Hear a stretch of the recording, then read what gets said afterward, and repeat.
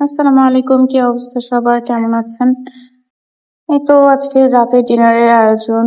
কি রান্না করছি, অ্যাকচুয়ালি মন মেজাজ ভালো থাকে না, যে সার্বিক পরিস্থিতি, চারিপাশে যে অবস্থা, তাতে মন মেজাজ কিছুই ভালো লাগে না। এই জন্য যাই করি আপনাদের সাথে একটু শেয়ার করি।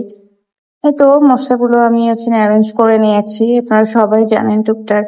এই তো আজ একটু মুরগির কষা রান্না করব, আলুগুলো ভেজে নিয়েছি। আপনারা সবাই জানেন আমি একটু সবসময় আলুগুলো ভেজে রান্না করি। কিছু ফুটেজ আমার নিতে মনে ছিল না, অ্যাকচুয়ালি বললাম না, ওই যে মন মানসিকতার অবস্থা খুব একটা ভালো না, পেজ অবস্থা রিচ ডাউন, দেন এভরিথিং। এমনি আমি ফ্রিল্যান্সিং এ যে কাজ টাজ করি সেগুলাও অফ আছে আপাতত, কিছু নেটওয়ার্ক ব্রেকডাউনের কারণে। তো ঝোলের পানি দিয়ে দিলাম, দেন মুরগিটা একটু কষা কষা রান্না করব। অ্যাকচুয়ালি ঝোলটা গাঢ় করে আমি একটু রান্না করি, আপনাদের ভাইয়া পছন্দ করে, দ্যাটস ওয়াই একটু ঝোলটা ঘন করে রান্না করা হয়। এই তো এর সাথে ভাজি করেছিলাম কলমির শাক, ওটাও আমি দেখিয়ে দিব আর একটা ইয়েতে। এই তো দেন আমি এটা কুক করে নিচ্ছি, পানি দিয়ে কষিয়ে নিচ্ছি ভালোভাবে।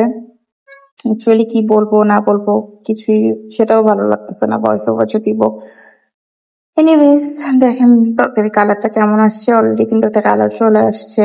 এরপর যে আলুগুলো দিয়ে আমি একটু ঢেকে দিলাম, যেহেতু আলুগুলো 70% কুক হয়ে থাকে, দ্যাটস ওয়াই ঝোলের শেষের দিকে যখন পানি দেওয়া হয় ঝোলের জন্য, তখন আমি আলুটা অ্যাড করি, ওটা অলমোস্ট সেদ্ধ হয়ে থাকে। দ্যাটস ওয়াই বেশি একটা প্যারা নিতে হয় না। এই তো দেন আমি কাঁচামরিচ দিয়ে দিলাম, কিছু লাল লাল কাঁচামরিচ, দেখতেই পারলেন তরকারি কালারটা সুন্দর আসছে। এই তো আজকে ডিনার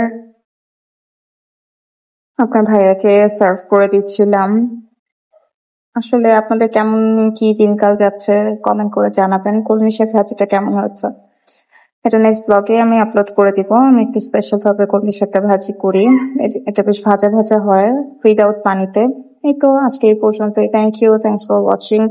সবাই ভালো থাকবেন যে যেখানে আছেন। Take care, tata.